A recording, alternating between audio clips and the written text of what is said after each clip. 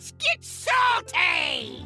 Hey everyone, Zeddy here again today with a brand new video, and the mini set's been out for a little bit, and I thought it'd be a lot of fun to do what we normally do around here and talk about what cards should get nerfed, what should get changed. And before we get into that, I just want to thank everybody.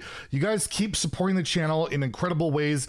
We are nearing our 2-year anniversary, and we just recently hit that 42069, which, by the way, was awfully nice. And I just want to keep thanking everybody, and if you keep hitting that sub button, we could probably hit 50k maybe this year. That would be incredible. So if you feel like I have earned your subscription, please hit that subscribe button. You have no idea how much it helps the channel. Anyways, today we're going to talk about what cards should get nerfed. We're going to talk about standard. You guys kind of know my take on Wild, where Warrior probably is a little too out of line, but honestly, Quest Hunter's back up there, and I just don't know about Wild anymore. It's like it needs a major kick in the butt and a balance patch that will make up for years of neglect, and I just don't see that happening. So it's not going to talk about it too much. We will talk about the Wild problem again at some point, but outside of like the Warrior quest being banned, the Hunter quest being banned, something fundamentally changing with Shaman, I just don't know what's going to happen. Even have Druid being a little too good. It's just, it's a whole different thing. But with regards to standard, if you take a look, this is HS replay across all ranks.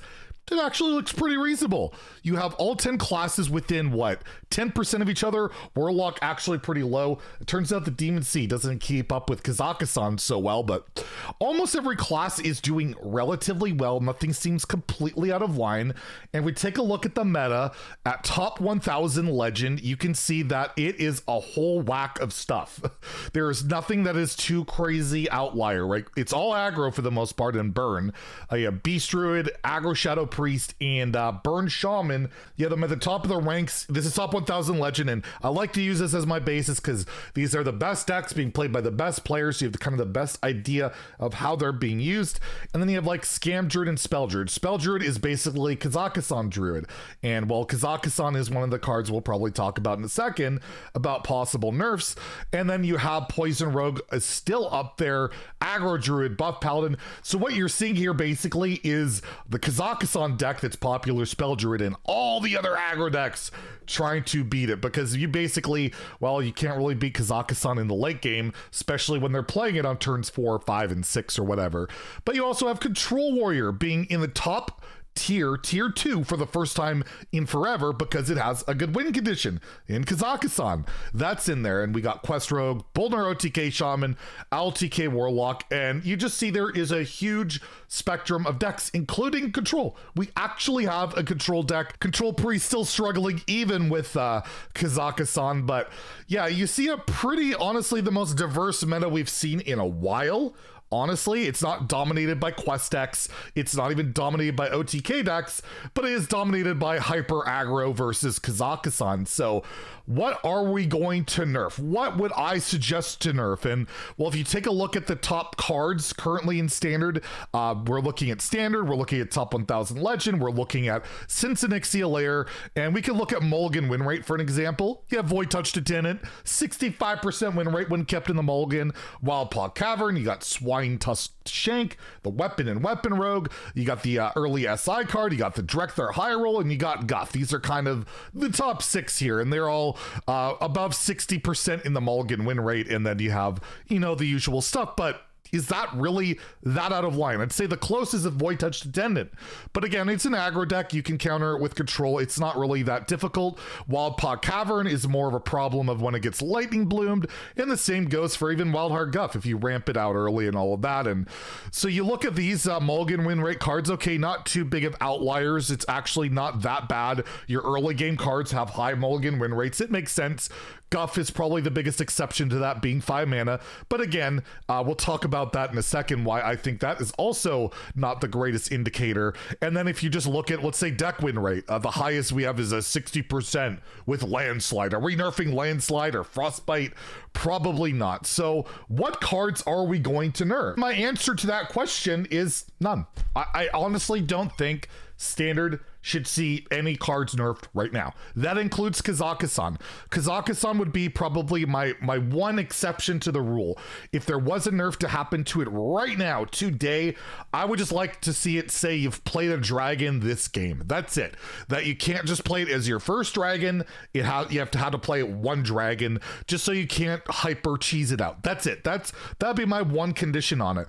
But other than that, what's the point of nerfing anything? Just let me put this in perspective. We are expecting a new core set, a new expansion in standard rotation within a month and a half. It's usually early April. I would expect it the first or second week of April, that'll happen. And the core set might change before that. If you remember last year, they introduced the core set, took standard and basic out before the whole rotation even occurred. So we could see a fundamental change before that.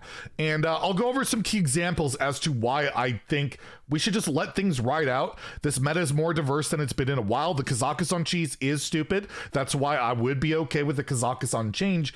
But everything else, for the most part, it's like pretty much all the problem cards are rotating. Almost all of them.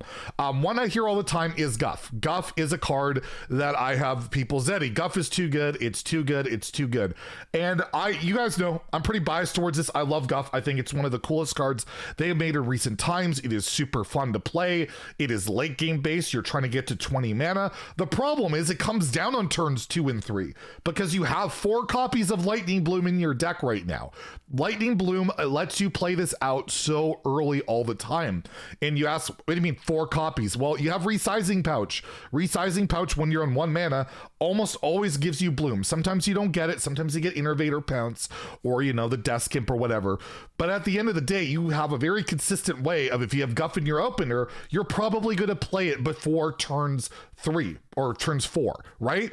Guff, when played on 5, is pretty reasonable. I played more Guff than almost anybody these days. And if I'm playing against an aggro deck and I am waiting to play Guff until turn 4 or 5, where I'm coining it out or whatever, the card's not that good. You're going to die. It is polarizing against late game decks, but so is the Demon Seed. So are a million other cards in the game. You have Ticket, which is rotating, but a million cards. I mean, if you want to see a card that's polarizing against late game decks, look no further than the Priest Quest. It's not good right now, but if late game decks are really good, you have a card that literally wins the game whenever you draw a 10 mana spell. So there are a million cards that counter and are polarized against late game decks. And Kazakhstan, again, another one where you just get ridiculous burn, whether it's Embers of Ragnaros or Locust. Basically no late game deck can outdeal that anyway. So they are making cards that polarize against late game decks like crazy. But Guff, to me, is like, if it's played on 4 or 5, it's a reasonable, good, powerful hero card, which is what they're supposed to be. To me, the big offenders that make Guff so good are Lightning Bloom, are Overgrowth, that let you play it out ridiculously early, get that ramp going too quickly, and get out of control. And both of those are rotating. So for me, I would let Guff sit, and then when rotation happens, if Guff is still too good or they make more broken ramp cards, then yes, Guff should probably go to 6 mana or give you an empty mana crystal rather than a full mana crystal. Those are the changes I see suggested and I could be on board for. But again, I feel like it's too soon.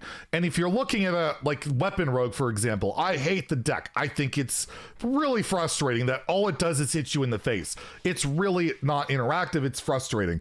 However, Secret Passage, Cutting Class both rotate. These cards basically allow Weapon Rogue to never run out of cards. With those cards rotating and even Swindle rotating, it'll be interesting to see how that deck shapes up after rotation. Plus, who knows what the next expansion is going to have in store for it. So you have a lot of powerful strategies in the game. But if you look at pretty much every one of these decks, they have key components that are all leaving in relatively soon. And I think it would be a shame to nerf any card that is currently in standard because of a prior offending cards when we have a new core set coming, when we have a new expansion. And this is coming from the guy that complains about everything, that wants everything nerfed apparently.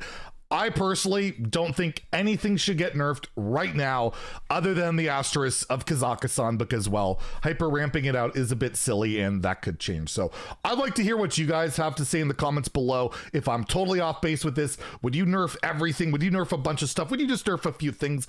Put the suggestions in the chat below. I would appreciate it.